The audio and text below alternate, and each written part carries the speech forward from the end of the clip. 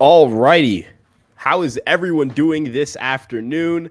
Big win for the Yankees. Not to sit here and say that the Oakland Athletics are a tough opponent, that the Oakland Athletics are an incredible opponent, or that the Oakland Athletics are a team that the Yankees should feel kind of, rise to beat.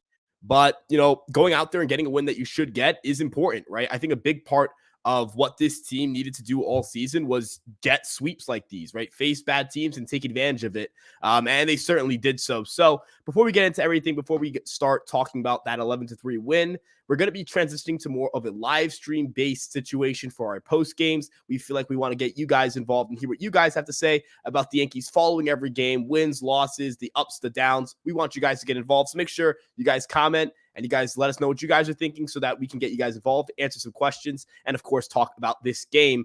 Again, I'm Ryan Garcia. You can follow me on Twitter at Ryan Garcia ESN. Without further ado, let's get started with our first live post-game show of the 2023 season. And let's get started with the pitching. Now, Johnny Brito was not excellent today. Johnny Brito didn't really pitch his tail off, but he did a job. He did enough to help this team win. And again, Johnny Brito is a young starter. Johnny Brito is just 24 years old. Johnny Brito is not someone that you expect to go out there and give you level performances. He's shown flashes of brilliance in the past, but today wasn't that. But end of the day, he's a young pitcher and he gave you what you needed to win, right? The bullpen was able to bail him out. And we'll talk about the bullpen right after. But, one of the big things I'm noticing with Brito is the velocity is there, right? I think the sinker is a plus pitch. I think the changeup is obviously a plus pitch. But the issue stems with not really having a weapon for getting swings and misses reliably with two strikes, right? The changeup obviously can work every now and then. But when everything you're throwing is going down and in, it's pretty easy to speed your bat up and try to anticipate that.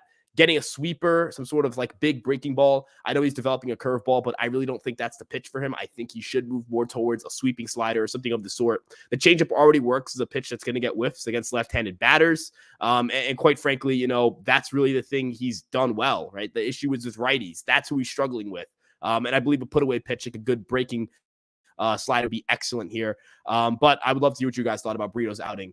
Rated out of 10 in the comment section below. I would say I'd give him like a 5. I think it's pretty, considering the context of where he's at in his career and the context of the opponent, I'd say a 4 or 5 is pretty accurate, but I'd like to hear your guys' take on that one. And then moving on to then, the bullpen did an excellent job. Jimmy Cordero comes out, 1 in the 2/3 innings pitched. He was in a little bit of a jam with Brito on the mound. He came in relief of Brito. 1 strikeout, 1 hit by pitch. Was it his best outing? No, but did he get the job done? Again, yes. And kind of not similar to Brito because I thought he pitched better than Brito. But the Yankees just need guys to get the job done in games like this, and they just need to get wins like this. So, I thought he pitched extremely well. As for Davy Garcia tossed 3 innings pitched, 2 hits, 1 run, 2 strikeouts, 1 walk. He gave up a home run. That was the only run he gave up. This is his first outing at major league level since 2021. We haven't seen him in about 2 years at the major league level. And I thought he looked decent. Is his command there? No. But is the stuff there? Absolutely. We were talking about him in spring training. We were talking about him pretty frequently before the season as someone who could potentially rise as a bullpen piece. Right now, he's sitting 94.8 on his fastball, so we can round that up to 95.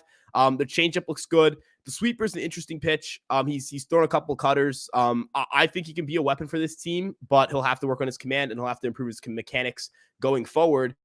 But with that being said, that really wraps it up for the pitching. The Yankees as a whole pitched really well today. They did a job. They did enough to win, and that's really all you need to do in games like this. Do enough to win. But with that being said, let's move on to the offensive side of the ball because the Yankees got a lot of offense today, as evident by the 11 runs. They had a lot of offense in this series. They had a ton of home runs. That wasn't something they were necessarily doing previous to this. And they were able to there are a lot of positive takeaways here. Let's get started with Aaron Judge, 3 for 4 with a double. Hit a ball 115 miles an hour. If I'm not mistaken, that might be the hardest hit ball of his season so far. Anthony Rizzo, 2 hits, an RBI single in there as well. He looked good at the plate. He's continuing to hit well. Gleyber Torres with a double and a walk, a solid day for Gleyber. LeMahieu with a 2-run shot. He went 1 for 4 today with a walk as well. Harrison Bader, he's red hot. Harrison Bader is that guy right now. He went 1 for 3 with a home run. He was pulled because the Yankees were winning by so much. Obviously, we'll have to wait to hear that, but that's my theory on that. That just kind of lines up with how the game was going. IKF went 0 for 2 with a walk. Higashioka went 1 for 3 with a double and a walk. and Cabrera went 0 for 3 with a walk. And obviously, the big standout home run from today's game, Anthony Volpe, who only went 1 for 5, but that 1 for 5, he made it worth it. He hit a grand slam, his first of his career, became the third youngest Yankee to hit a grand slam. It went 107 miles an hour, over 400 feet. That's a career high in max exit velocity at the major league level. Anthony Volpe, I think he's taking good swings. Even in this slump, I think he's taking really good swings. It's just a matter of the ball's not dropping. He looks excellent offensively in terms of swings. The process is there. I'm not concerned about Anthony Volpe. I will say, though, going forward, I do want to know if if Anthony Volpe is going to continue to be the leadoff hitter with the way Harrison Bader's playing. I wonder if they make that switch at some point, but that's something Alex and I have discussed on a podcast previous. So if you guys want to check that out, of course, you guys can make sure to check that out. We do morning podcasts, of course, every day. If you want to pick a player of the game, I think it's kind of hard because no one really stood out and had like a clearly better game than the rest. Everyone who hit a home run only had one hit. And then the guys who didn't hit home runs, who had multiple hits, Judge, Rizzo, were excellent as well. So I think you just give the player of the game to the offense of the general. I think you just group them all together. As a whole, they played excellent baseball, and that's really what you're looking for. But with that being said, the Yankees are now 21-17. Does that mean that this team is back? Not necessarily. It's the Oakland Athletics. You expect to beat the crap out of them, but that's because you feel that you're a good team. You feel like good teams should beat the crap out of the A's. So the Yankees beating the crap out of the A's signifies that they could be a good team. You have a series against Tampa. They're coming into town. You have Judge back. You feel like you're in a little bit of a better situation in terms of your pitching staff. Hopefully the Yankees can carve out 2 or 3 wins here. If they can split, does that help them in the division? Not necessarily, but does that help them in the playoff race? Yes. If they can get 3 or 4, now we're talking. Now we're talking about, hey, the Yankees just took 2 games, added 2 games in the standings against the Rays. I don't know if the Rays are playing tonight. I'll have to double check on that. They do. They play Baltimore. Currently, the Yankees are 9 games back in the loss column, 9 games back as well after that win. If the Rays drop a game and now the Yankees are 8 back in the loss column and the Yankees grab 3, now we're talking about a 6-game deficit with plenty of baseball left to play. So there is a chance. There is a possibility. They're not too far back from the higher parts of the division as well. I know they're in last place right now, but they're not too far back from Boston. They're not too far back from Toronto. They're not too far back from the Orioles.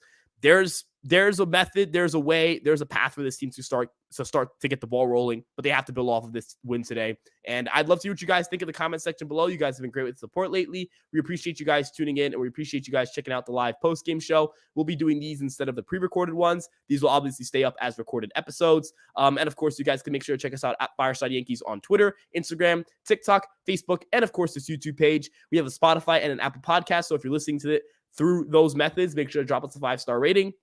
You can follow me on Twitter at Ryan Garcia ESM, and you guys can check out Empire Sports Media for all your New York sports content. We'd love to leave a little bit of a segment in future episodes for you guys to kind of, react to the game and for us to have a conversation about the game. But I am a little bit short on time. I do have some things I have to run and do. So, this is just kind of a trial episode, kind of see how things go. And we'd love to keep you guys involved and incorporated going forward. But with that being said, thank you guys again for tuning in. We'll see you guys in the next episode. I'm Ryan from Fireside Yankees, and peace out.